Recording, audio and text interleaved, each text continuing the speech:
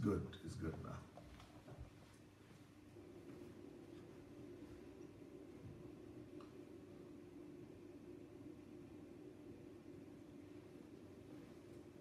Hello, everybody. Welcome, welcome, welcome. Bumigbenro, welcome. Paul Oriade, welcome, Paul. We enjoyed your film yesterday. That was great. Adeoshun, Joe Osifo, Tuli, welcome, welcome, welcome.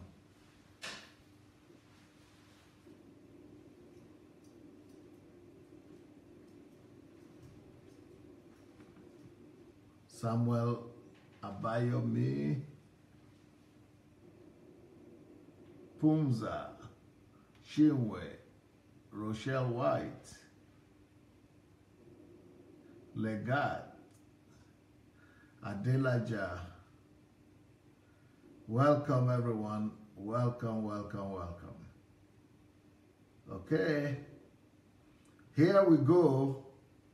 Pastor Niran. Do you know the meaning of your name?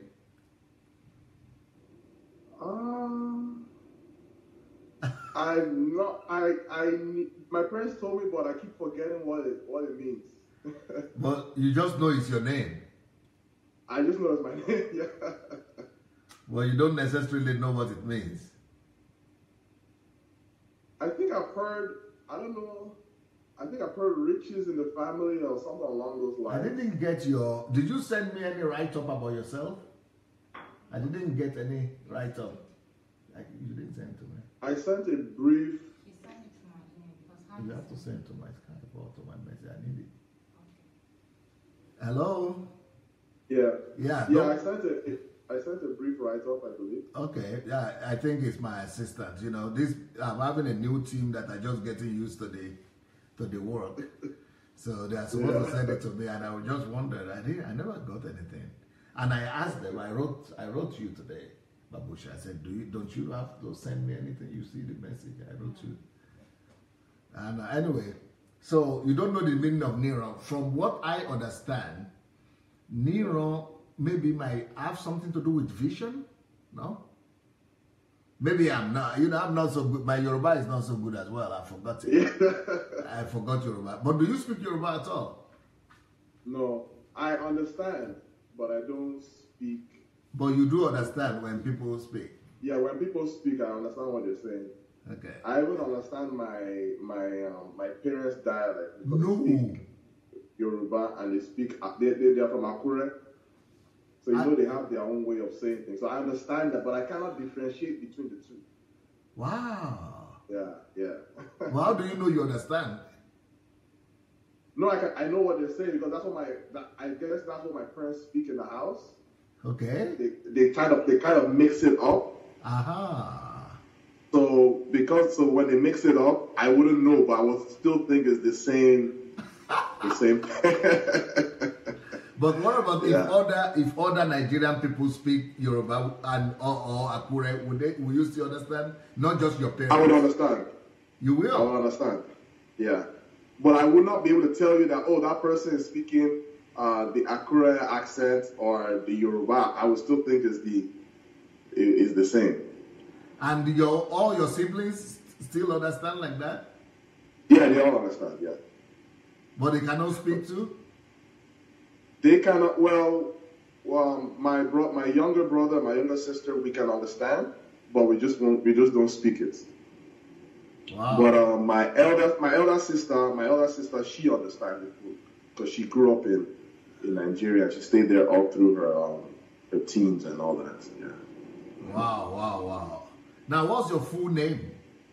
I think it's Niran. It's Niran. Okay, Niran is a short form. Short form, yeah. Okay, so Olaniran, somebody said that Niran must be connected to vision, but Olaniran, I would not get. I don't have an idea what that is.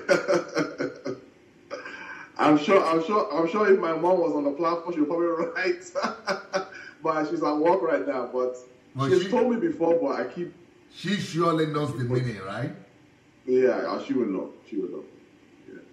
Because most Yoruba people and most Nigerian people, when they name their kids, they have some meaning to it. Yes. You know, not just a name, it has some meaning to it. Meaning to it, yeah. Yeah. So that's why I was asking, if your name is Niran, what would that, or Olaniran, right? Yes, Olaniran, yes. So I'm sure your parents should have a meaning for it, which means, oh, somebody is trying to translate it here. Mujisola Aino says, okay. It could mean, means, Olaniran means wealth in the lineage. Oh, okay. Or there is maybe Olaniran means wealth in our in the lineage or in our lineage, something like that. That maybe Olaniran. That means okay. Maybe your mom. My wife just wrote me that said it has something to do with vision. Okay, so, vision. I'm just hearing that. Vision. Okay, so so vision is different from wealth. But some people are saying it's wealth because I've heard wealth, vision and wealth. So it's.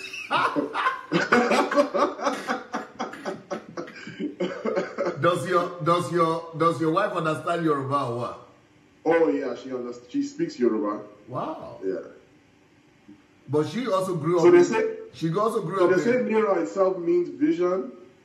But I don't know what the other means. Yeah, it's difficult. Wealth with force. Oh, somebody just came with a good idea and said it could mean wealth with foresight. Oh, okay. Or maybe foresight for wealth. Foresight for It's tough. Yeah. It's tough. Yeah. Well, anyway, nice to have you here, Pastor Niran. Yeah. What about, you mean the Americans are not asking you, or Canadians, they don't ask you what's the meaning of your name? Well, you know, in this part of the world, they don't really understand that, they will say, oh, your name is unique. Unique. That's all they will say is unique. They will never ask you what it means. Because to them, that name is just a name. But for us, for those that are from Nigeria, they know that it carries a meaning. Oh. Yeah. All right. So, what's your journey like? Because today we are doing not book review like you did the last time. What we are doing right now is, Kingdom Fruits. So, as for Kingdom Fruits, I would like to know your journey. What's your journey been like? Were you born in Nigeria? Were you born in Nigeria? I was born in Nigeria. Ikeja, in Nigeria. Lagos. Yeah, Lagos. But I only lived from the time I was born to when I only lived there for 1 year. Yeah. But I was in Nigeria for 1 year. Then we moved to join my father in Saskatchewan, in Canada. Yeah. So then we were there for 5 years. But in those 5 years, I think I was very quiet. I would keep to myself. So my parents were very concerned. I was in Saskatchewan. I was in Saskatchewan 15 years ago. Oh wow! I'm sure you were not there already that time. No, we moved. So we were there for 5 years. So, but my parents were very concerned that I was very quiet. So then they decided that, maybe the best thing is for us to move back to Nigeria because around those times everybody was white, and my family was the only blacks in that time. So people from all over would come just to see us because they never seen anyone black before. So they would just ring the bell to see that is it really true that there's a black family living here? So they ring the bell and my mom will open the door and they were like, wow. Okay, it was like something there was something strange that they have never seen before. They'll come from the city just to get to see black people because we were the only ones there. So, but this in a way I was struggling in school. This was in the 70s?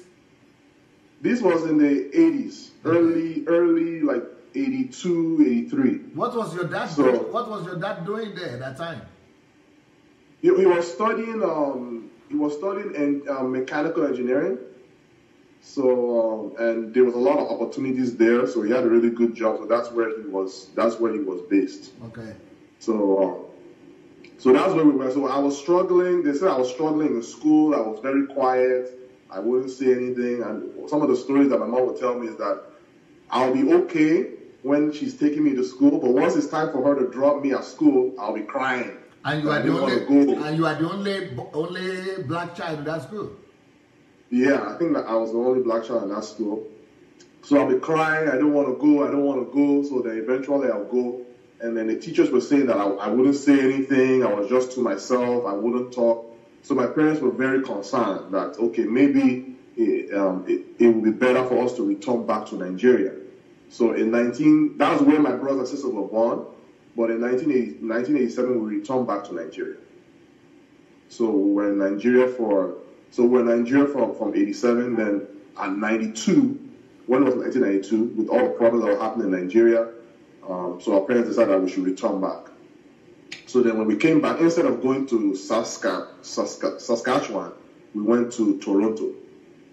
So that's where I spent my adulthood life. But I still had those. I was still really quiet. I would still really stick to myself. But did you have did you have those tendencies in Nigeria as well? I can't really recall if I had it. I believe I did, but I can't really recall that I had it in Nigeria. I can't really. There was never really an event that in Nigeria I had it, but it was like when I came to Canada, it was like I had those. It became like something that I knew that I had.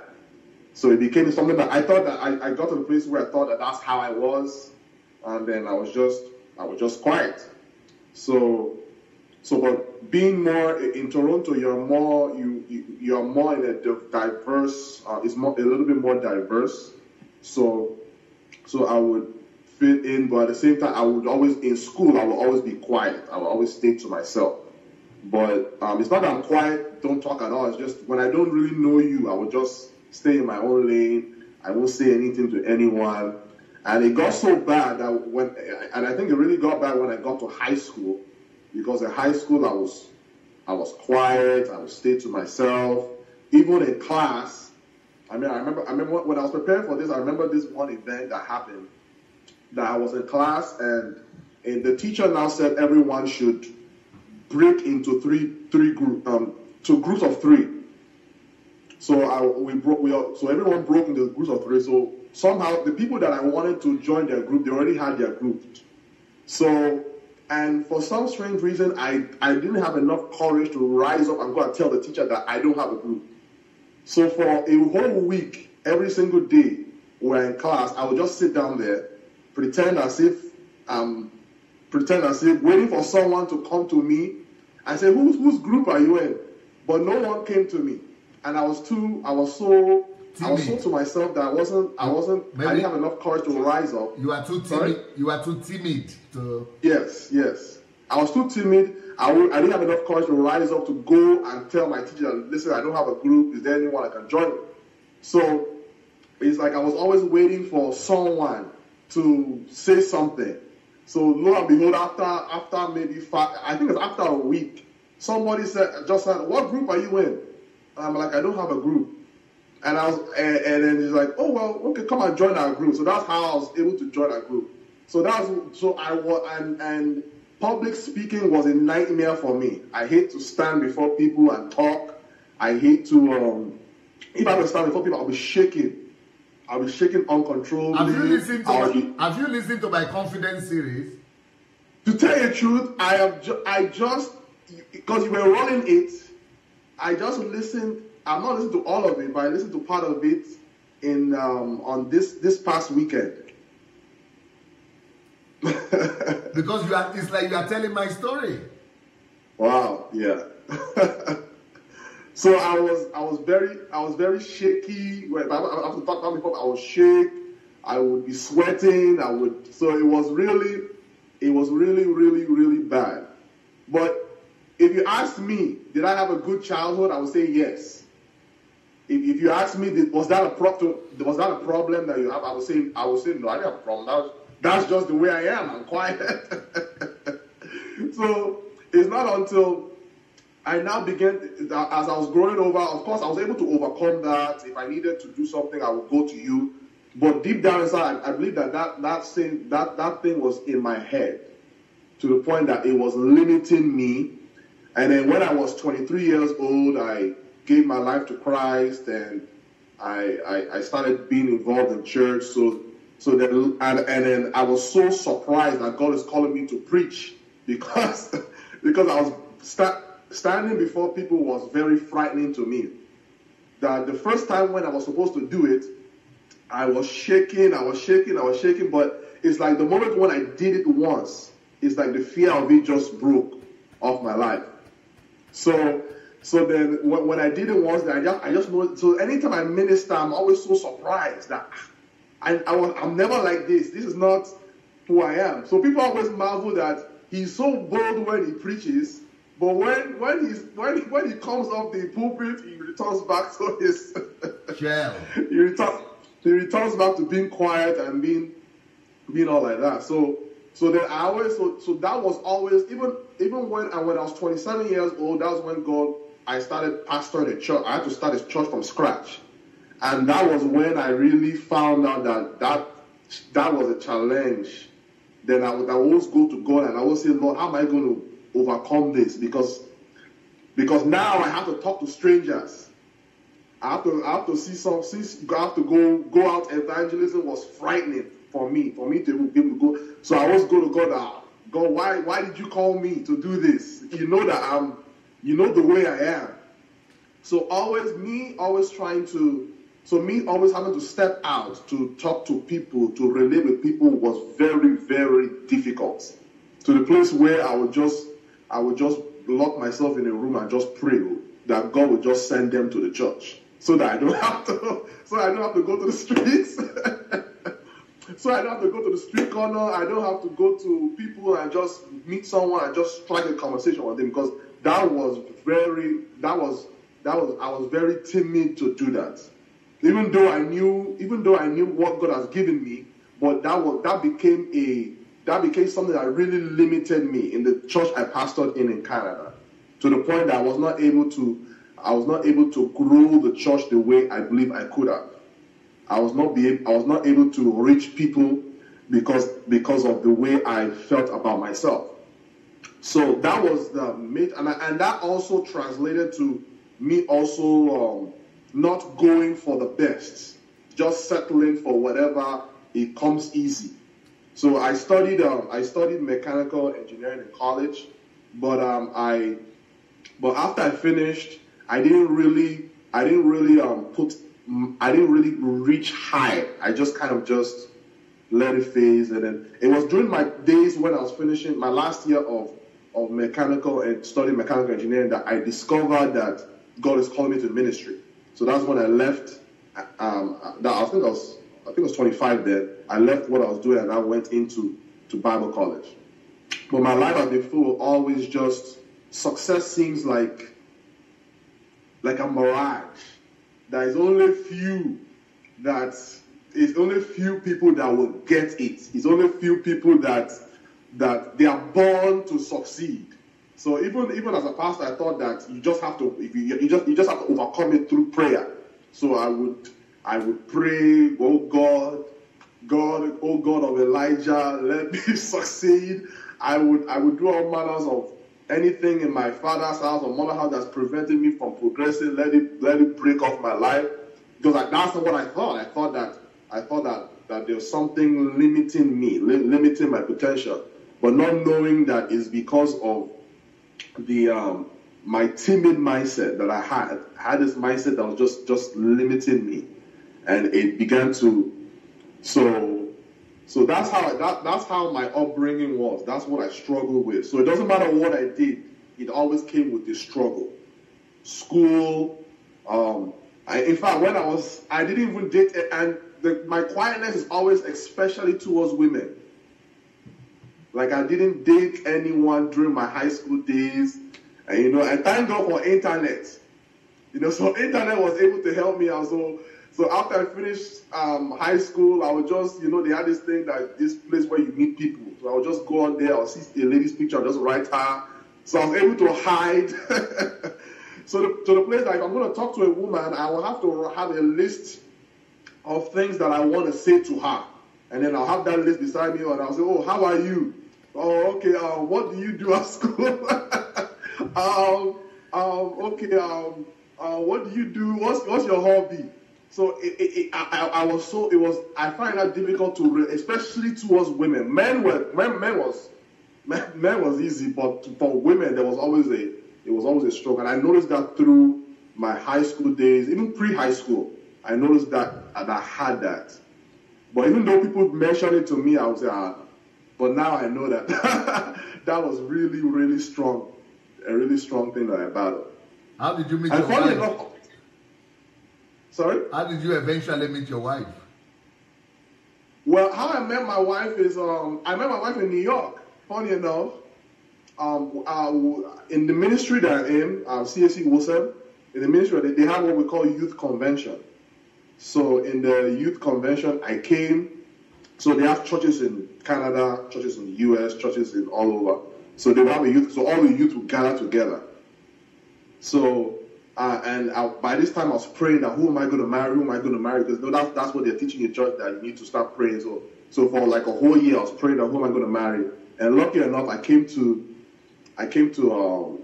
New York, and we're having an event, and she lives in New York. So and then all of a sudden we met at church, and then I was saying to myself, wow, this is a beautiful woman, and and then we just started talking, and that's how I met her. So you were able to talk to her. It's like I had and funny enough, it's like I had boldness to approach her, but to be able to relate to anyone, or to, like, for me to see a lady and just begin to talk to her and then get her number, that was a no. To the fact that it was so bad, that was so bad actually, that one time when I was in college, I never used to drink, but when I was in college, I started drinking. Then I started noticing that when I'm taking this alcohol, I have this boldness, I have this confidence to do anything. So then that's when I started picking up drinking, because I knew that, okay, now I can. So when I started drinking, then I now start having boldness to approach any woman and talk to her, get her number and stuff like that. So, but as it pertains to my wife, it was natural, but at the same time, she's also an outgoing person. So it also made it easier on me too. Yeah. Because a lot of guys here, white guys, they are like that. A lot of them are, timid, and that's why that's where, especially without God, that's when they begin to drink heavily, because they actually say the same thing, that once they drink, they lose the timidity, and then they become alcoholic eventually. Yeah. So it was because you are a believer. I think God just saved you because you are a Christian. Well, the thing, what really helped me is that throughout my life, especially when those 5 years I was in Nigeria, I had an encounter with God. So, and my parents were very active in church. So my parents were very active. So I knew, and then like all the pastors would always come to our house.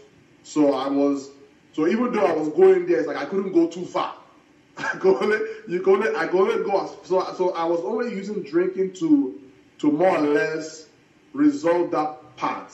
Just drinking enough to be able to overcome shyness and become bold to approach ladies. So that was all I was. So I would never stay at home and just drink. I will only, if I'm going out and I know women are going to be there, okay, women are going to be there. So I'll make sure I pack. I'll make sure I have my stuff ready so that I can drink, and then when I get there, I'll be ready to talk to whoever I need to talk to and get whatever number I need to get to. So that was what I was using drinking for. So but I never saw it as a problem that I was sad about. I just saw that I just got to the place that it's part of me. That's how I am. and then drinking was just more or less to become bold at that moment. How did you get rid of it? The drinking. How did I get rid of it? Yeah, the drinking issue. The drinking issue. Once I gave my life to Christ when I was 23 years old, it just stopped automatically. It just stopped. It was not something that it's just like everything. It's like everything just completely changed overnight. Like I had an encounter with God, and the encounter I had with God was I was watching it. I came home from work, and I've always delayed salvation because I grew up in a Christian home. And then I think John Hagee was having a program where it says, what if the tomorrow you're hoping for never comes? Because I always tell God that I will get married just when I find my wife. That's when I will just give my life to you. That was my negotiation with God. But then God, the Holy Spirit began to minister to me. What if the tomorrow you're hoping for never comes? And that's the night that I surrendered my life to Christ. And then once I surrendered my life to Christ, everything changed. I stopped drinking, I stopped partying, there was no here and there. It was just, and I just began to become serious with God, church and everything. Because if you had not been saved, you wouldn't have been able to meet your wife anyway. No, that's not true. But funny enough, even when I was not saved, they were advertising those youth conventions, but I had no desire to go. So it's like everything was really, really, really, really well arranged. So that was how I was able to overcome that and then now focus on God. That's when I now began to discover that God is calling to be a pastor. And I was surprised that be a pastor with all those. So that's how I was able to overcome drinking, and that's how I was able to step into ministry. But I still had those times when I can become really timid, to be really. To the point that even after Bible college, and now God has really revealed certain things to me that the church is not really saying, that I was timid to not say it, that I wanted people's acceptance. Like a lot of the things that you are saying, that's what I discovered. And you are taking it deeper, but a lot of things that you say about relationship with God, about what Jesus has done for you, and victory over the devil. A lot of those things, those are what I discovered, but that was not what I was preaching. When I came out of it, I noticed that everyone is saying something else, and I'm saying, and I know this. So I became so timid that I began to say, okay, you know what? Let me start. Maybe I should. Maybe I'm wrong. Let me start going and start preaching what others, so I can fit into what everyone else is doing. So I was not bold enough. So that was one thing in my life. I was not really bold enough to carry out whatever it is that I believe God has placed in me to say. So when you started the church, you were forced to be preaching like every other person. You were basically doing the same thing you saw other people doing. So I began to do. I mean, I had a little bit of success coming out of Bible college, but then I began to copy what everybody else is doing. I began to do. Okay, I see that preacher on TV. I like what he wrote, and you know, the person I used to follow is Benny Hinn. I used to follow Benny Hinn, so I would write down his message. I'll order his tapes. I'll listen to him, and so whatever he said, or whatever any other pastor, Bishop Oyedepo said, I will write it down. You know, so there was never really spending time with God to see what God is revealing to me. It was just that what is everybody saying, and then I'll just apply it to whatever it is that I know, or filter it a little bit, and then I would minister that at church. So that was kind of how my ministry was going. But maybe what you are saying now is exactly what most pastors are doing. Yes. Majority of pastors they're just, and I've always said that. I think anytime I call and I would say that people are just copying themselves, and that's what I was doing. I was copying what that pastor says or what that pastor says. I would preach somebody else's message that maybe didn't minister to me, or maybe it's not really applicable to me, but I would just preach it because he has success. Look at how big his church is. he has churches all over, and I'm just starting my church, and then I need to start plugging into what he's doing over there. So I was always trying everything. I remember one pastor that I spoke to told me that, why are you always, because he came to my house and he knows I have books of everybody. Yeah, I have books of this one, that one. He said, you need to find one that you stay focused on, that you're all over the place. So, and then that, at first I thought, that, what is he talking about? So I kept on still doing it. So I'll preach faith. If I want faith, I'll go to Bishop. And then if I want to preach grace, maybe Andrew Womack. If I want, so it's always a combination of everything. And it was like and the funny thing is, like, God is just looking at me, and I'm just doing it the way I know how, doing what I've known all these years. And then, but that was just leading to more struggle. That was just leading to struggle personally, and then also in the church too. The church was not growing as I would desire it to grow, or how I believe it should grow. But I just kept doing it. So yeah. So how long did you pastor? So I started June of 2008. I started June of 2008. So you pastored basically for 10 years. Yeah, for 10 years. Yeah, basically for 10 years. So, but those 10 years were always trying to fit in, always trying to prove. You know, like among pastors, there's always a sense of trying to compete. So in a way, that can rob. Even though I'm not the type of person that likes to compete with anyone, but all of a sudden it's like I'm trying to compete. I'm trying to. You do this, I'm going to do this, or you do that, I'm going to do this. So it was more like a sense of competing. But even though deep down inside I know that I can't be competing, I have to run my own race. Yeah. But that was basically the way it is. So I'm just going with the flow. Just going with the flow. At what point did you come across DSA? And how? To tell you the truth, how did I come across DSA? It started, and this is probably one of my regrets. It started 2008.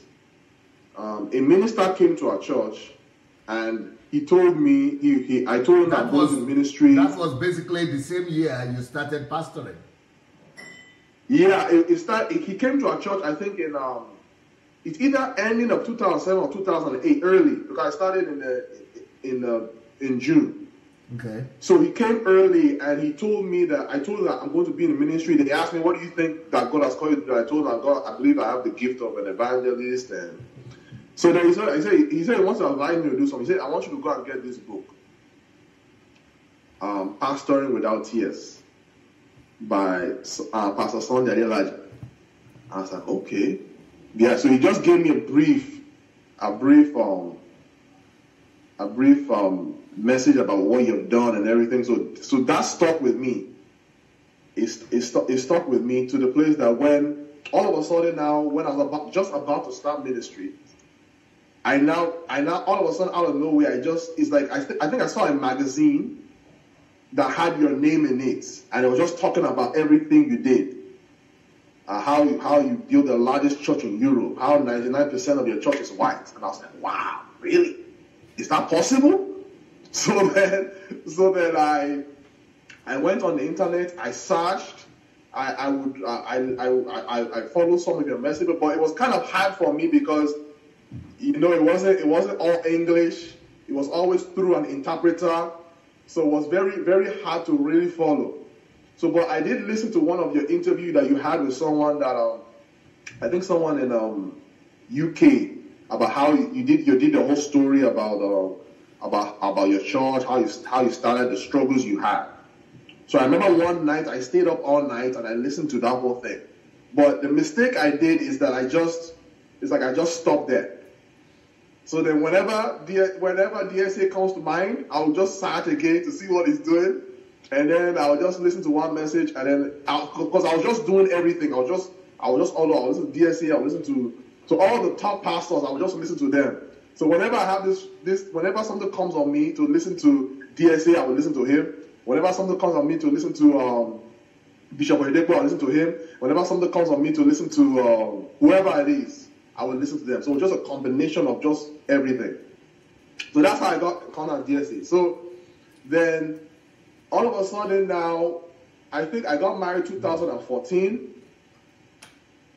Yeah, 2014. I got married 2014, and then when Dr. Miles Monroe died, I was shocked that something like that can happen. How is it possible for someone like that to, and even the way it happened? So I was so shocked. But then all of a sudden, when that happened, it's like all of a sudden on Facebook, your own your videos were now coming up.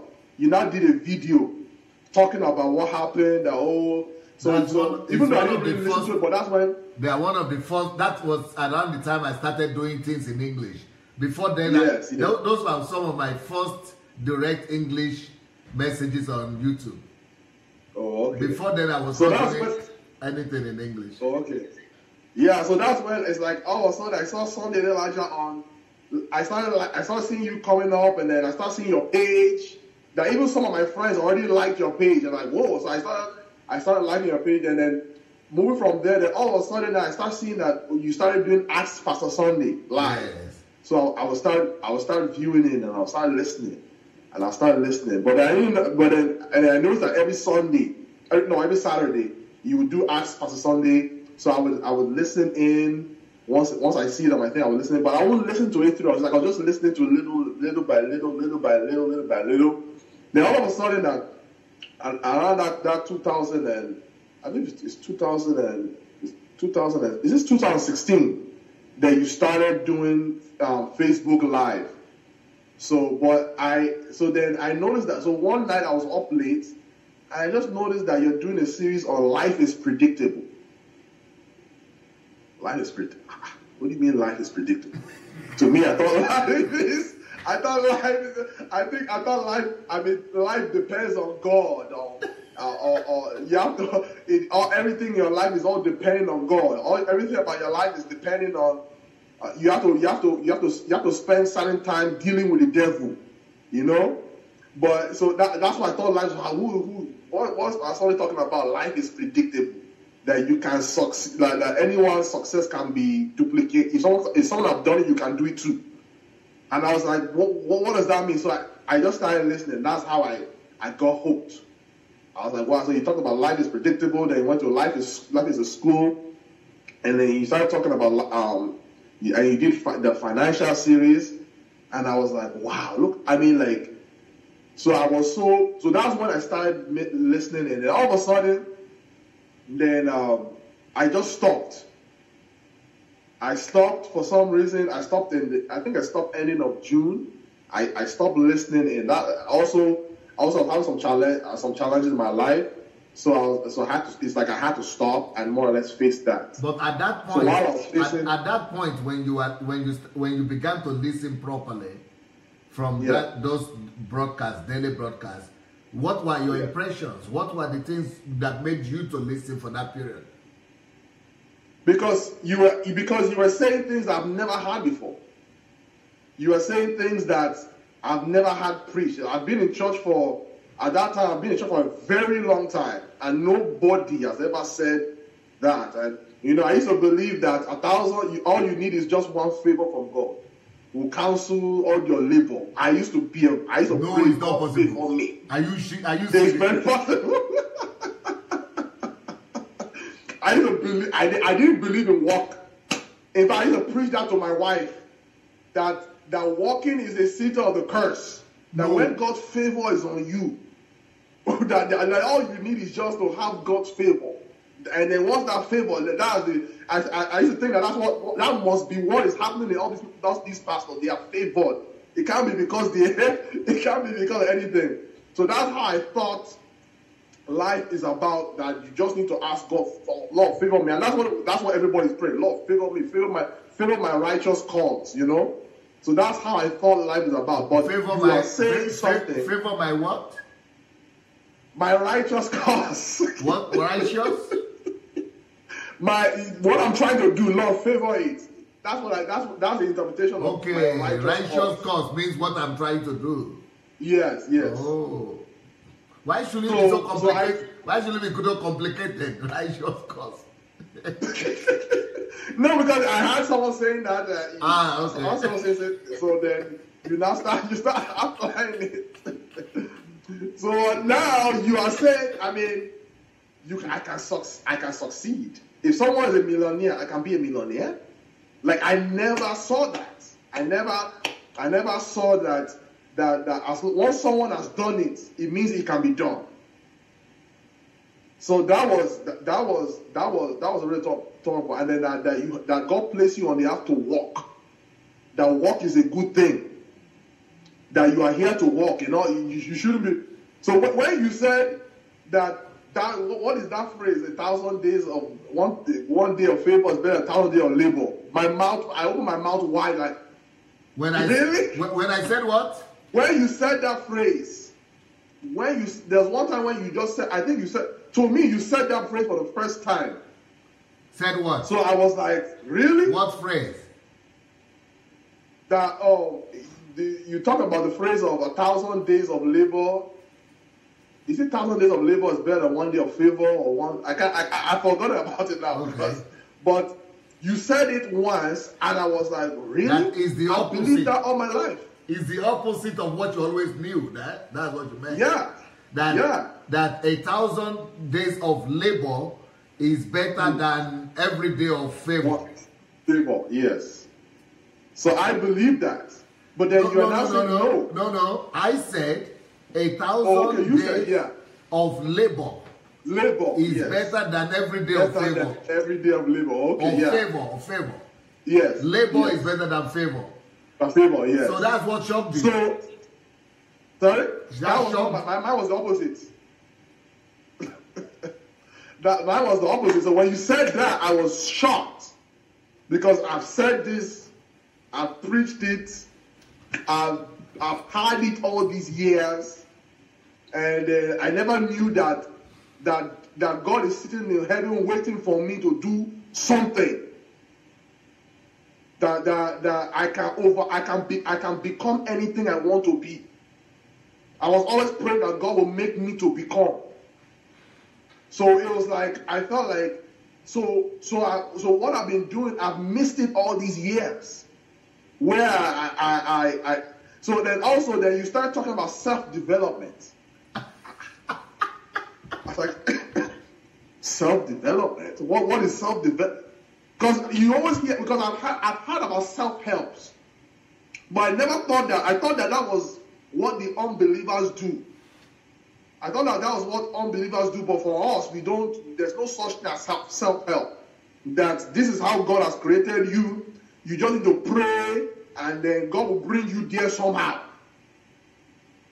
Somehow, somewhere if God says this is what you're going to be, somehow, somewhere you're going to get there. That you have no responsibility. You just have to have to pray and believe that eventually one day somehow God will just connect everything together so that you get there. So I was shocked that there's something called self-development, and at this time I've been in ministry for a long time, and I was never developing myself. Even though I would buy books, listen to tapes, go on YouTube, but I never knew the importance of it. I never knew that this very thing is very important for you to succeed. If you want to succeed, that this thing is very, very important. So that's when I started listening. But then then all of a sudden, because of what's happened in my life, I just stopped.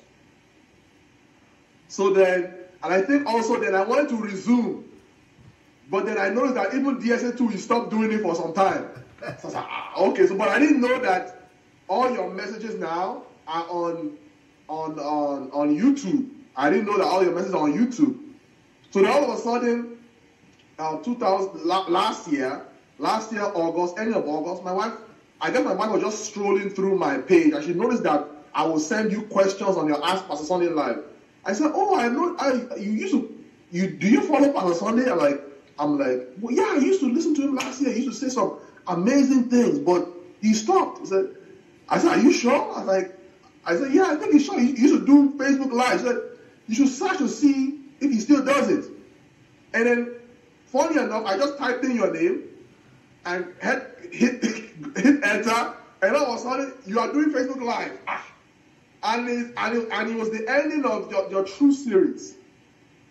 It was the ending of the True series. And this is where, I think that this is when you're about to transition into a new level of going after the African church. So then that's when you now did a video about Chris Ayakilome and all of them. And then I now noticed that so I was surprised that why would DSA be talking about Chris Ayakilome? And then I saw how everybody was attacking you. But there was one video that you did that really got my attention. It's the video where you give all the pastors an invitation to come and hear what you have to say. So I was like, okay. So then I really geared myself up to listen. And as I listen to what you're trying to say, it's like everything you have been saying, God has spoken to me about that 5 years before. Because when I went to Nigeria, everybody marvels about how great the church is in Nigeria, but I saw a problem. Not only that, there was a pastor that I met in 2009. He would tell me that all these pastors in Nigeria, they are destroying the country. I'm like, how can they be destroying the country? He told me they are destroying the country. Funny enough, when he hears that I'm following you, and he hears me saying the things I'm saying, he said, didn't I tell you that years ago? I told you that these people are destroying their country with their doctrine. He has to be a very progressive guy. Yeah. Huh? Yeah. So he was spot on that. And I was like, no, they're not. How can these ones are not destroying the country? To know that. Yeah. For him to know that he must be very progressive. Yeah. Yeah. He's the one that told me that you are all over the place. You need to find one person that you're following. Is he based in Nigeria? No, he's in Canada. Is he a Nigerian? He's a Nigerian, yes. But he's based in Canada. But he's based in Canada, yeah. Tell me that part again. How did your wife discover what happened? How did your wife know me? Was she listening herself? No, she didn't. She doesn't really know you. She just noticed that she just noticed that I was sending you some messages. I don't know how, but somehow I guess something just rose in her to just search what I was doing, what are my activities on Facebook, and she just noticed that I was sending you some messages as it pertains to relationship. So she noticed that I was sending you messages. So then she just said, I noticed that you were sending Pastor Sunday messages on relationships. Why is it that you don't follow him? How did she know that? How did she know that I was on? Sorry? No, she just noticed that I was sending you messages. But how did she know? I was sending you messages. She noticed that I don't know how. Even to today, I don't even know how. But she says she noticed that I was sending you messages about, because you had your Ask Pastor Sunday Live. So somehow she noticed that I was sending some messages to you to get answers for. So she was like, why did you stop following him? But how did she know that I was doing this thing constantly? How did she know that I could be followed? How did she know? Was she following me herself? No, she wasn't following you. How did she just noticed that I was? And she said, why did you? That I was doing it. And then she was intrigued. Because my wife is a lawyer. My wife is a lawyer, so she's very investigative and stuff like that. So she noticed that I was sending him messages, but she noticed that I'm not really following him, or I'm not really. Then she would always try to judge. Okay, why is it that you? So what is it that you do? I said, yeah, I used to listen to him every day. I would get up 2:30 in the morning, and then I would get up. I would listen to him at 2:30 p.m. I said, then why did you stop? And I was like, I said, well, with everything that was going on in my life, I stopped, and then also I noticed that also he stopped, and then there was no way of really. I think something happened with I don't know, something changed, but I was just not connect, because usually I would get the live feed. When you're live, I would get it, but then all of a sudden it stopped. So then she just said that, why don't you check to see if he's still doing it? And I was okay, and I checked, and then right at that time, you were doing live. I said, he's live. So then that's how I resumed. So that's how I resumed following the essay, and it's like from that time till today, it's like every it's 2 o'clock our time now. 2 o'clock our time, I'm always on. If I'm doing something, I have to. So if I can't watch it live, then I will always have to watch it after before I go to bed. So that's how I got plugged in. What hooked you in will be the fact that you saw the problems in the Nigerian church. Yes. And that was the one that really hooked me in, is seeing, because I saw years before, the pastor that I went with Nigeria, we both saw it. That there's because I lived in Nigeria for 5 years, so I knew how it was. But then it's like it got worse. And then anytime you go out, you see church everywhere. You see and it's like everything is Alpha and Omega salon, beauty salon. So to me, that if you have church all over, there should be a difference.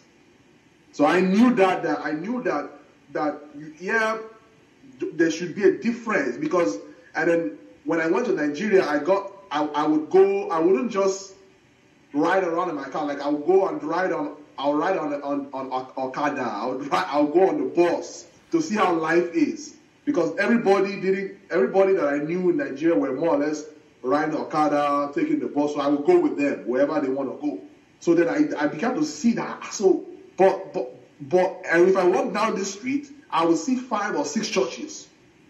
But then when you go into the bus, it's as if it's like nothing. It's like the Jesus they know is the church, but they don't bring him to society. And then deep down inside, I knew there's a problem here. But I couldn't identify what the problem is, but I knew there was a problem. So when you started talking about the African church, the problem with the African church, it now began to strike a chord. To the place that, at first, when you started showing all these pastors, when you start showing all the pastors in Nigeria and what they're doing, I was like, whoa. Like, touch not your anointed, do your prophet no. So that's how I was. That was what resonated with me. That you don't touch anointed people. You leave them. Let God deal with them. So, but that was when what that pastor told me earlier now began to click. I was able to now see. By you showing those videos, I was able to now see the errors in the messages. I was now able to see the errors. I now became guilty, because I knew I'm not going by what I know. I'm not going by because the Bible college I went to was a white. The pastor was very It was a sound Bible school. Sound Bible school, because it was all about Jesus, what he has done for you, resting in his finished works. It was all about seeing the Old Testament through Christ. Yeah. It was all about God loves you. Everything was okay. And, yes. So it was like I was liberated when I went to that Bible college. So it's like I went from that Bible college back into religion. Because I didn't know that I needed to continue what I was listening to. So then now all of a sudden that I felt guilty that the message that God gave me God gave me, I was not preaching it. I was following what everyone else is doing. So then I began to see that, oh my goodness, that these people are doing. When I listen to them, I just take whatever they said, because they have large church, they travel all over the world, they have private jet. So I'll just take whatever they say and just go with it. So when you started showing those videos and you started doing your interpretation, I'm now able to point out the errors, the flaws, the things that, no, that's not right, that's not scriptural. That is something, that's what that person is saying is something else. So when people say that you shouldn't be showing videos, for me, you should be showing videos because many people don't see it. And sometimes you need to see it to really understand, to be able to see, oh no, that's wrong. Because I thought that it was okay. In fact, I will have my spiritual notes, I will write it down. I will write it down, and then maybe on Sunday I will use it. You know? So, write what, so when you start doing those, write what down? So whenever any pastor in Nigeria, Bishop Oyedepo or Adeboye or Pastor Chrissy, I would write it down as a sermon that maybe I will use at a later time. All their errors. All the errors. But I got that because I never saw it as an error. I never saw it as an error. You are duplicating their heresies. Yeah.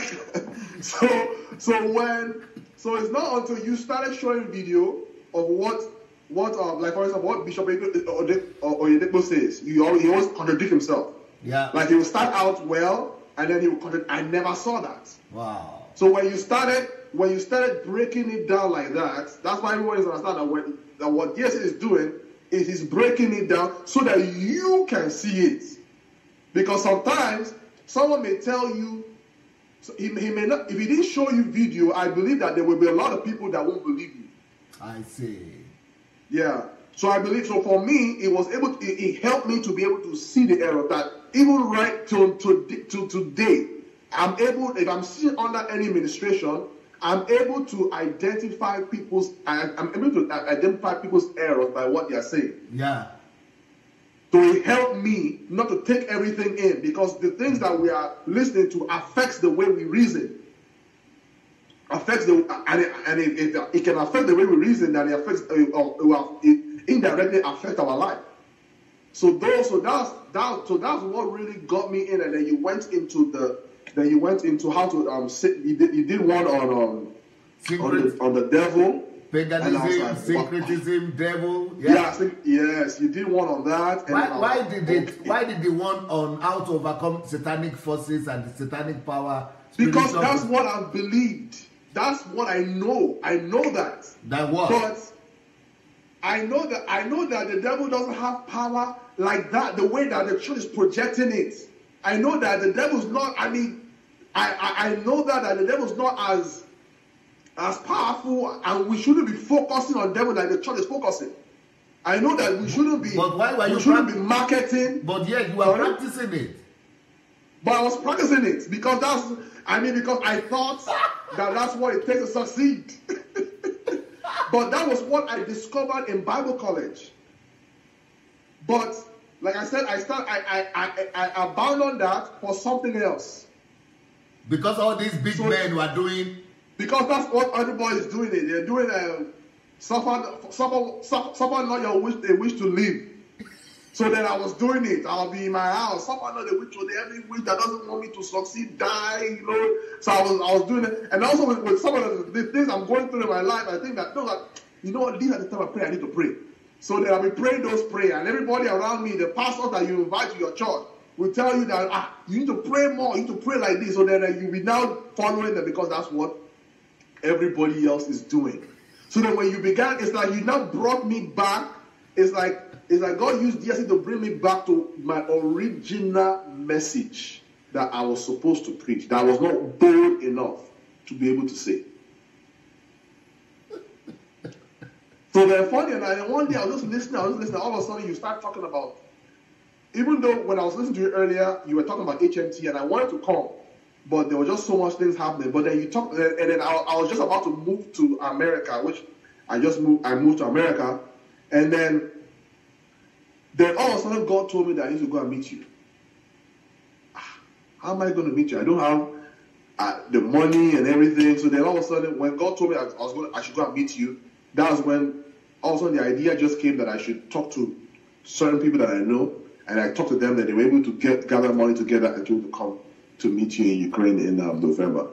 So, and that was that experience. But at first, when you started seeing me show you the videos, you said you were also startled. You were also taken aback. Yeah, I was startled. I was startled. I was like, why would DSA do something like that? I mean, it's not right for a pastor to put down another pastor, or, so that's how I did it. But what helped me was, even though when someone does something like that, I always try to find out why are they doing what they're doing. Okay. So then, and by the help of the Holy Spirit, I was able to identify why he's doing what he's doing.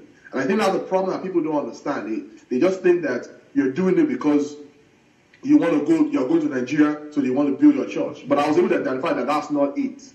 That if he has already built the largest church in Europe, why would he be in the most difficult place? Why would he be clamoring to go to Nigeria to build the largest church in Nigeria? To me, once you are succeeding in Europe, you can succeed anywhere, especially in the place where he succeeded in.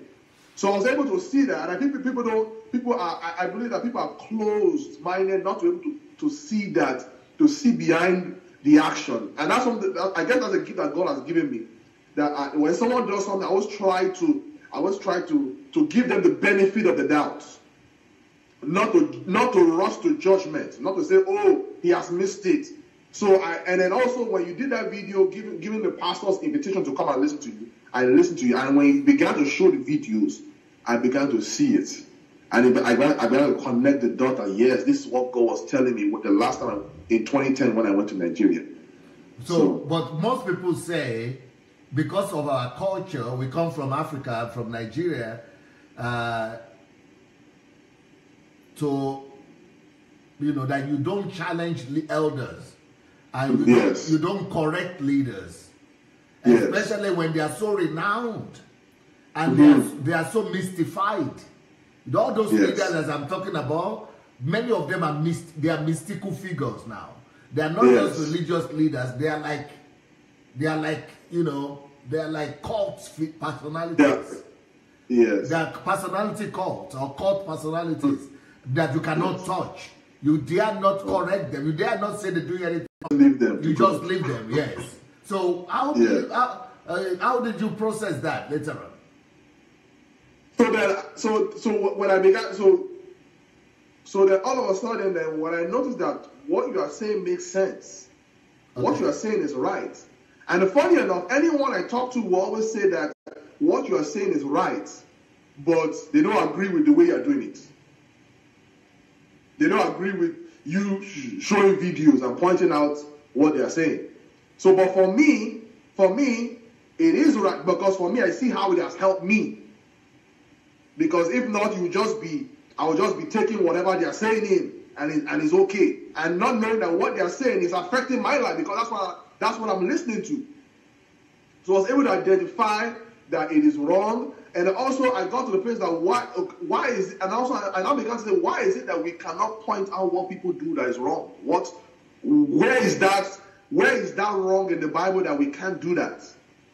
So then I now began to see that it is tradition that's telling us that we have mixed into our Christianity tradition, that we are practicing a form of Christianity, but we have added traditions to it, that we are not able to challenge certain people, that we more or less go with them because of how big they are.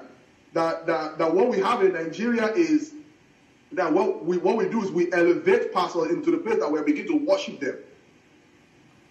Indirectly, even maybe we may not think, we may say that we're not worshiping them, to the point that DSA is bringing them out. So that I believe that was the reaction that we are getting. And I knew that you're not supposed to worship any man.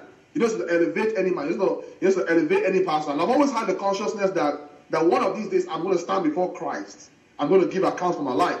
So if I'm going to give account for my life, no pastor is going to be there. No bishop, no GO is going to be there. So this is my own life. This is my own destiny. And I cannot afford to miss it. I cannot afford to miss what God has for me. So I shouldn't be focused on who he's talking about. I shouldn't be so bothered by who he's pointing finger to. I should see what I can learn from this. So that was what was going on with me. What will you say you've been able to learn over this year listening to DSA? What are the main lessons you think have really affected your life? Well, what has changed in your life? What has changed in me is I am more bold. I've discovered that it's very important to zero in on what God wants you to do. I've discovered the importance of time. I never knew how important time was. I never knew. I thought that. I mean, just that book, the book that no one is better than you. Yeah. That was the first book when I came to HMD. That was the first book that I read. I read just the introduction, and that book, I was like, wow. Just the introduction. That no one's better than you. They simply have used their time to create whoever they wanted to be in life. They were able to change their life by using time. Then what are you doing with your own time? Like, that book was an eye-opener for me. So that's where I discovered the importance of time. That also I also discovered that I also understand what the kingdom of God really is. That you are not supposed to work for money.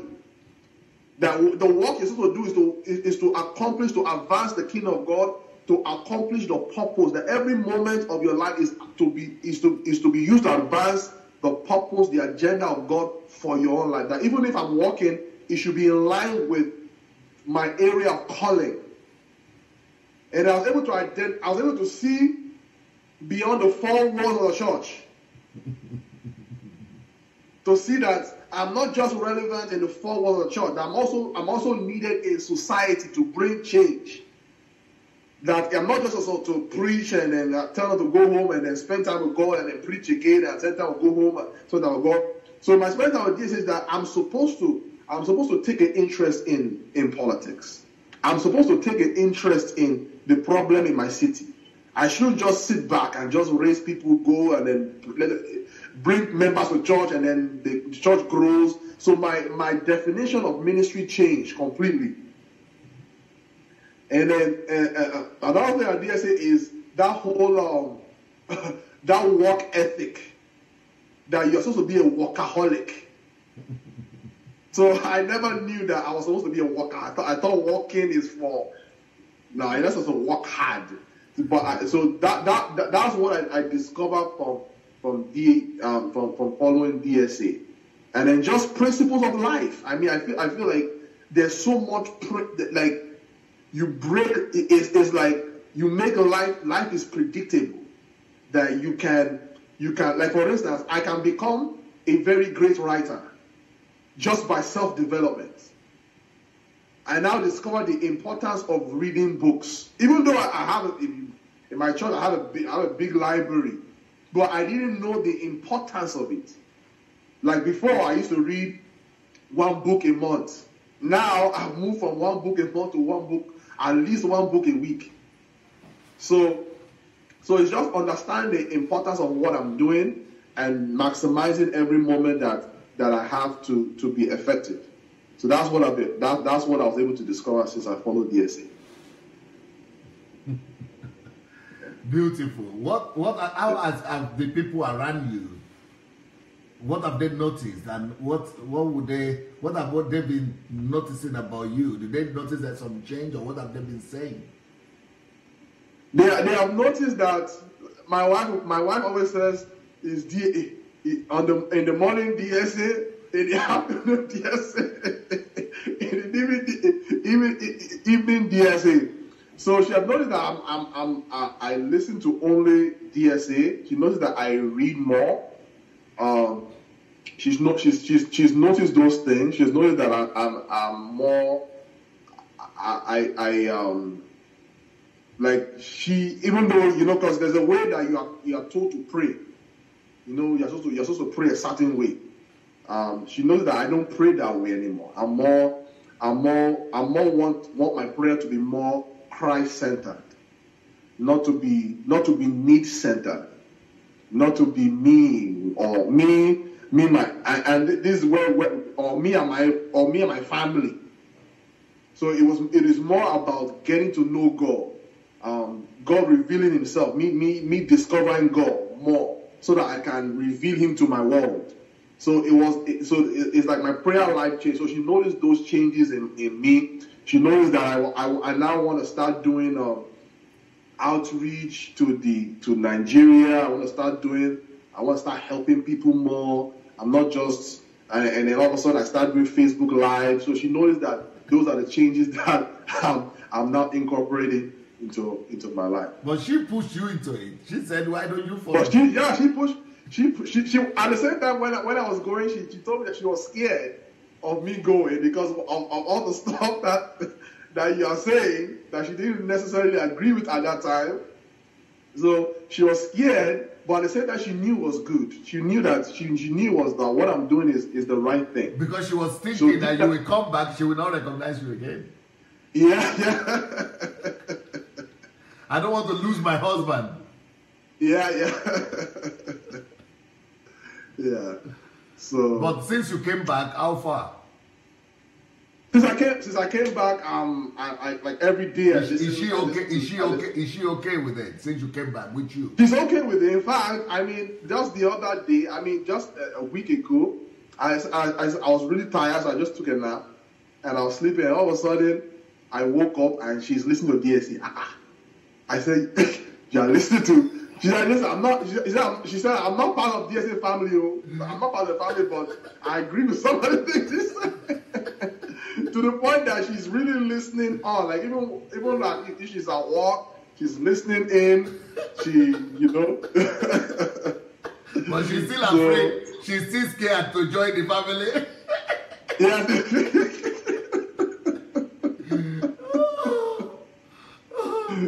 What about your relatives? What about your relatives? Are they not mad at you that you are? They are not. Well, they are not really. To tell you the truth, some people around me they agree with what you're saying, but they don't like the method. But I tell them that there's nothing wrong with the method, it's okay. And there are those that are behind it. Yes, these people they have done too much, they have done wrong, they are affecting so much. So with my family, they're okay with it. But there are some pastors that they voiced it, but then I'm not close to them as I was before. Like they don't. Like usually whenever I do something on Facebook, they're the first to like it or to comment. But now they just don't. They don't comment. They just don't say anything. They pretend like they don't. Even my video, they pretend like they didn't see it. They pretend like they don't see it. They don't, So that is there. But for the most part, but I don't really get a reaction that, oh, you're following DSA. You shouldn't be following DSA. I do know. I know deep down inside is there. I know that amongst themselves they'll probably talk about it, but it has not really come to me. Especially with the last video I did. So people don't come out and just say, I can't believe you're doing this or what you said or how you said it. But the pastor that told me that I need to find someone to focus on this problem in Nigeria, he's like, this man, he's like you are doing what he would do. But the only thing is but for him it's like the only thing is that he wouldn't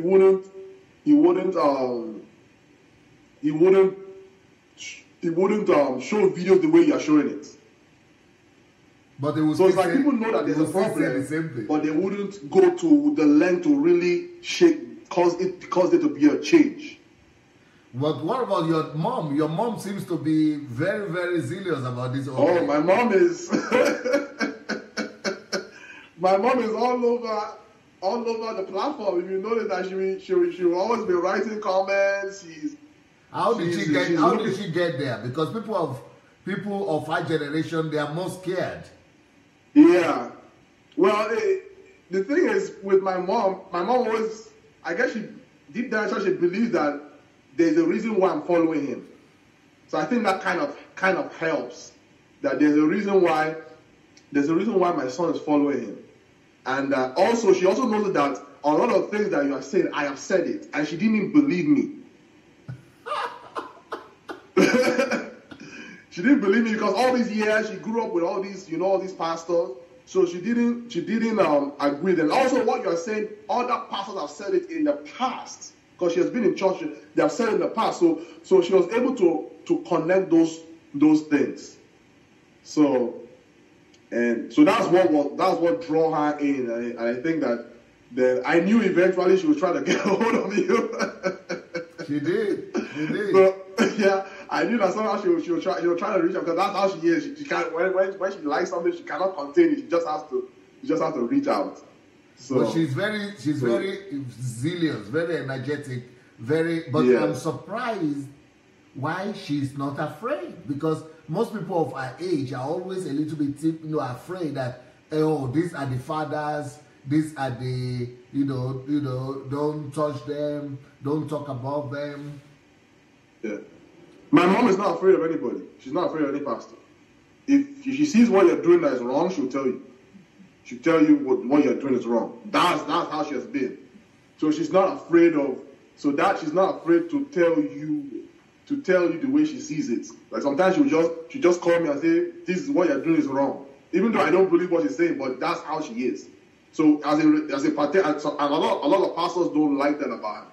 But that's how she is.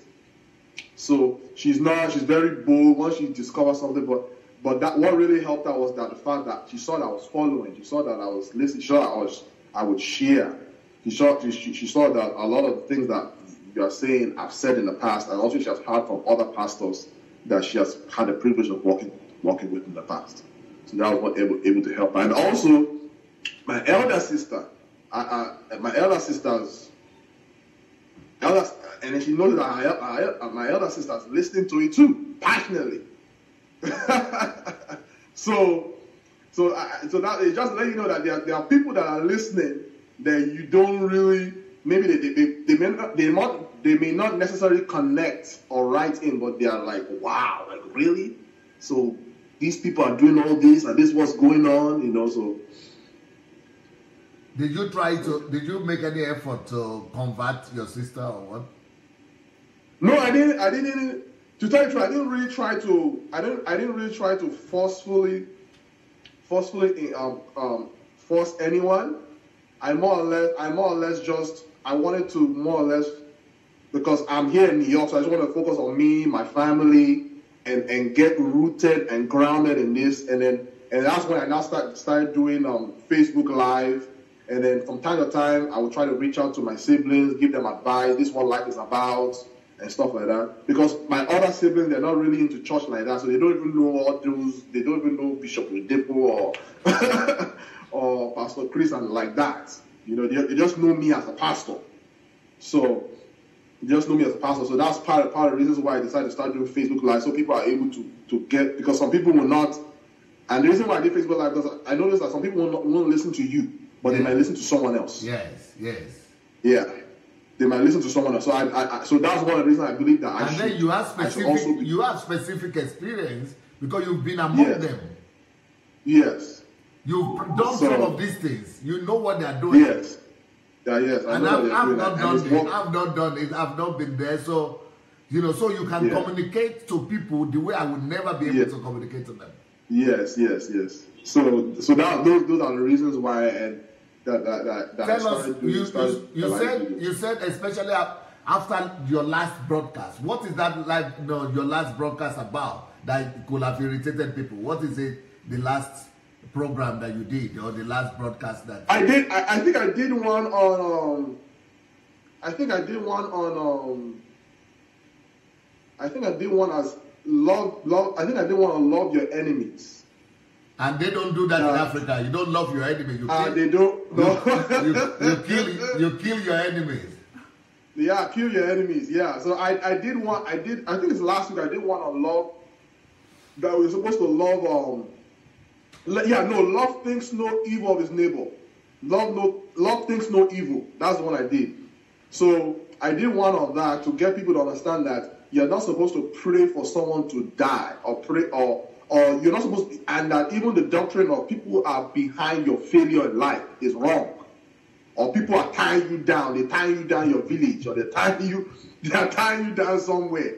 And until you have gone and prayed to break that, to break yourself loose, you are going to remain there.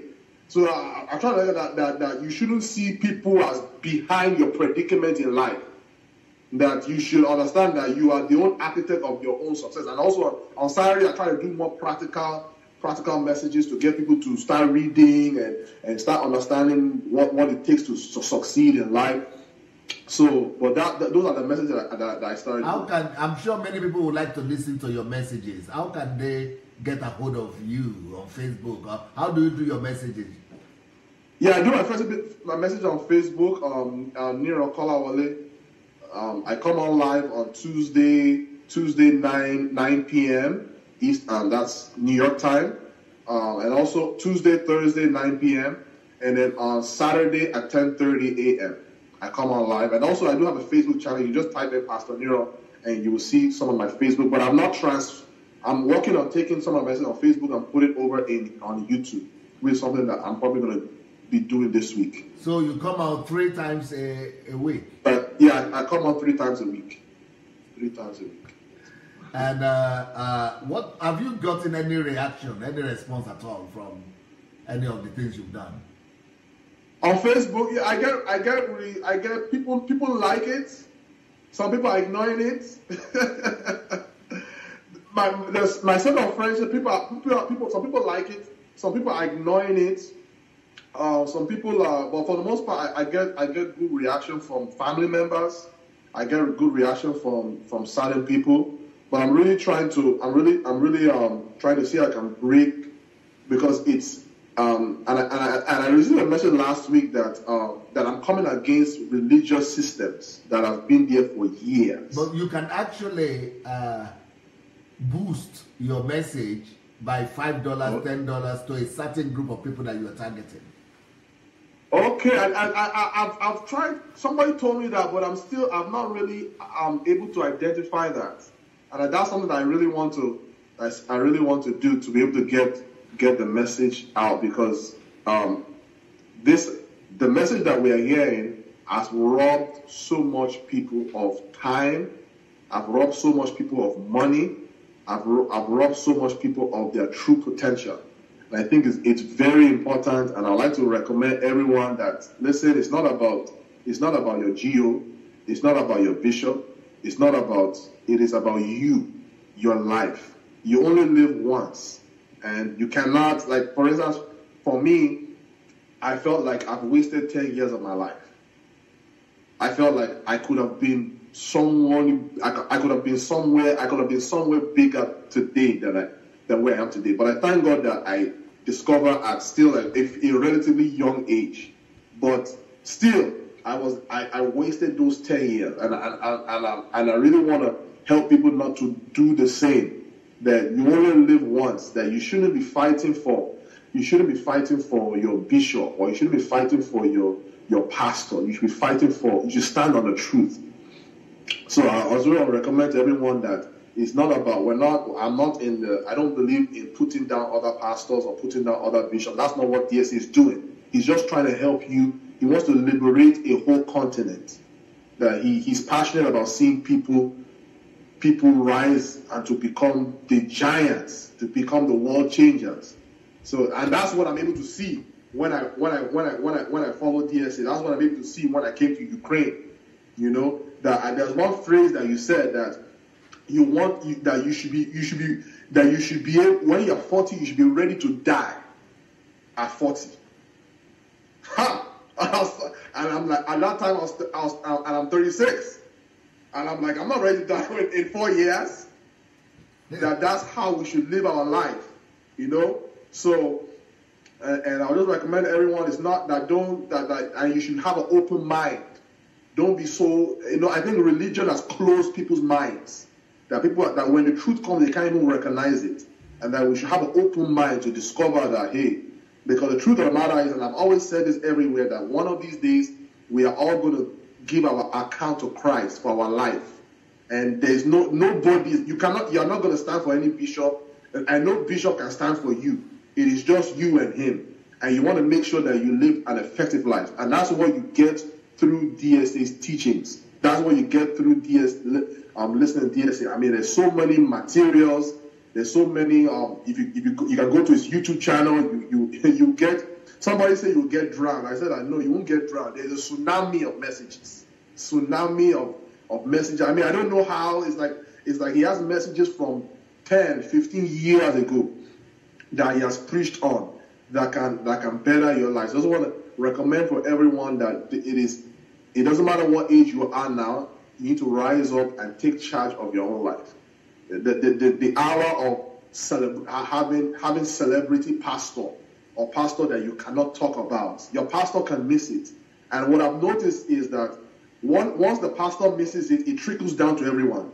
So the pastor's missing it, you are missing it, and then we are now passing it down, everyone else is missing it. But yet we are in church celebrating, having good time, whereas the world is hurting and we're not doing anything, and we're just more or less sitting down in the floor of church, playing church. So my recommendation is everyone should listen to what DSA is saying. Don't have any bias to any pastor. Don't be pliable. Be flexible. You know. And I've always said that I told my wife this, and everyone I said the greatest decision I made is when I went to Ukraine in November.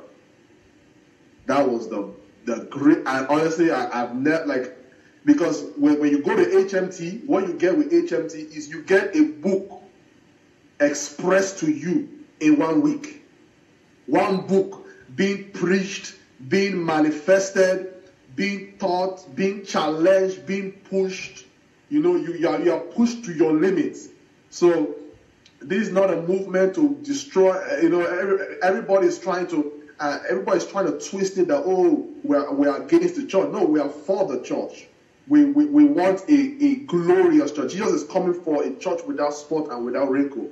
And God is moving in this time, and I invite everyone to get involved in one way or another. Why will going to Ukraine be the greatest experience of your life? What happens in Ukraine? It was because you know, HMT is designed in a way to really push you. Like you're not going to come to Ukraine and it's not a vacation. It's not a time just to sit down. It's a time to really examine yourself, examine your life, discover the secret that made DSA who he is. You know, because everyone always talk about what you were able to achieve. You know, every pastor, they will talk about, Pastor Sonny in Ukraine. But now he's now telling you his secret. He's now telling you what he did, how he did it, the price he paid, and the results he was able to accomplish, and how you yourself too can duplicate the same thing in wherever you are. So now he's giving everyone an invitation to come and learn, come and see how I am, come and see how I live. To the place that it's not like he's doing it in his church. He's doing it in his own house. And then you get to stay in his own house. And you get to ride in his own car. So it was the message, the quality of message. It's like something that you have never had. That you could have been in church for 30 years, but you've never had it. You could have been in church for even 50 years, and you have never had this type of message. So that's why HMT to me was like, for now I know what it takes to succeed. Success is not a mirage to me anymore. Now I know that being a millionaire is possible just by applying principles. So that's what HMT was able to do to me. And it's not just me. You know, a lot of us that came, we're all amongst ourselves, we're just, wow. We're just like, even though you're tired, you know that, man, I mean, honestly, we just contacted something. And it's not until I come to HMT that I've not lived yet. I was just existing. So that's what HMT will do to you. Beautiful. Well, for those people who want to attend HMT or come to Ukraine sometime, the way to do it is to write to guest, GUEST, at godembassy.org, or just go and register to come at any time you want on my blog, sundayadelajablog.com/visit. That's like visit. That's one. Secondly, those who are asking how to get the books, first of all, you can go and read the books for free on Amazon Unlimited or Kindle Unlimited. You can read them for free if you are registered on Kindle Unlimited. But if not, then you can buy the books on Amazon. But if you think the ones on Amazon are too expensive, then you could write to my office. The way to write is dssbooks@gmail.com. dssbooks@gmail.com. dssbooks@gmail.com. Or you could go to my blog as well and buy the book there, or order the book there. SundayAdelajablog.com/books. Remember, when you want to come to Ukraine, it's /visit. If you want to buy the books, it's /books. If you want to join the Nigerian movement, it is /Nigeria. And if you want to join the mentorship team or mentorship class, mentorship program, it is SundayAdelajablog.com/mentorship. So it's the same SundayAdelajablog.com, which is www.SundayAdelajablog.com. Then whatever you want, you slash it, /Nigeria or /visit or /mentorship or /books. So what are the books that you think, DSS books that you think have influenced you and you want to, or you could recommend to other people? You already mentioned one, no one is better than you. Are there some other books? The other ones are how to regain your lost years. Okay, how to regain your lost years. How to regain your lost years. I don't have that here. How to regain your lost years? You have it? I wanted to show it to people. Yeah, okay. How to regain your lost years? Yes. Life. There's one you did on. Life is. Is a book? The essentials of is it the essentials of life? The essence and values of life. The essence, yes, the essence of life. That's a really good book. There's the one that I did the last. Pastor, face your calling. Pastor, face your calling. Yeah, you did a good job on that one. Pastor, face your calling.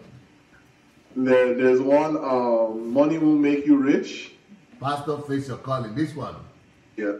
That is that book is.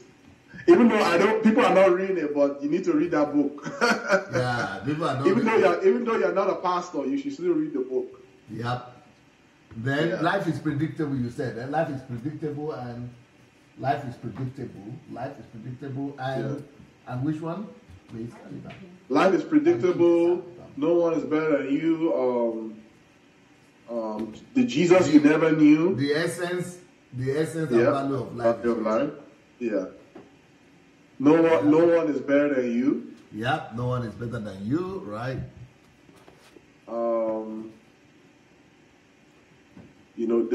I think I said the Jesus you never knew. There are others. It doesn't come to me right now. What about this one? Have you read this one?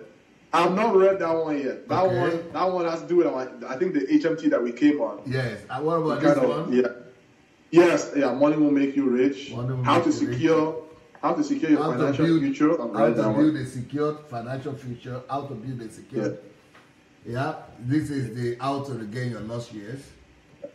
Yeah. And I just finished reading now how to hear God's voice. Oh right. This is how to build a secure financial future. Yeah, that's that one. Okay. You read how to hear God's voice. How to hear God's voice. Okay. I read what about this one? Yes. What to do with your time. What do you do with your time? That is an explosive book. How to convert your time. How to converting your time. Yeah. What about this one? Yes. That's the mother of all books. Who I am and why am I here? Right. Yeah, I read that book. How to hear the voice of God. How to hear God's voice. Yes. Yep. It's very important for you to be able to understand how God speaks. And then the reason why I want to read that book is I want to know what DSA knows that I don't know. So a lot of times, because I know God speaks, but a lot of times there's some secrets that someone else doesn't know. So and he puts in a book. So that's why I read that book. Okay. What about this one? Yeah, now that's the book that I have scheduled to read next month, the first week of April. How to be here now. That one. And then also I'm going to be reading, and I think I told one of your assistants that I would like to do a review on the Excellence, the Key to Elevation. Oh, excellent. You read it? I'm not ready. I'm going to read it. You want to read it? Excellence. Yeah. That is fabulous. Yeah. Excellence, your key to elevation. The elevation. Excellent. So that's the next book that I'm gonna do. So Beautiful. Beautiful. yeah. Well, you've not read this one. Yes, sir, you have so many books.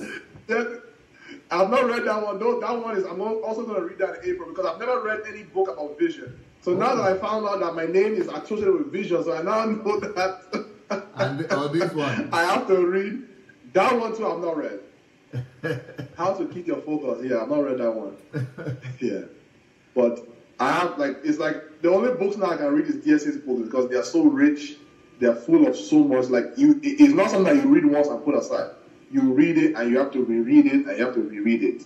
So, and those are the DSA's books are really, really powerful. And I recommend everyone to read his books. And right now, I subscribe to Unlimited. Kindle Unlimited. Kindle Unlimited. So I'm able to read as much. And for free. You don't even need to buy them. For free, yeah. But also, but the funny thing is, I like having the book.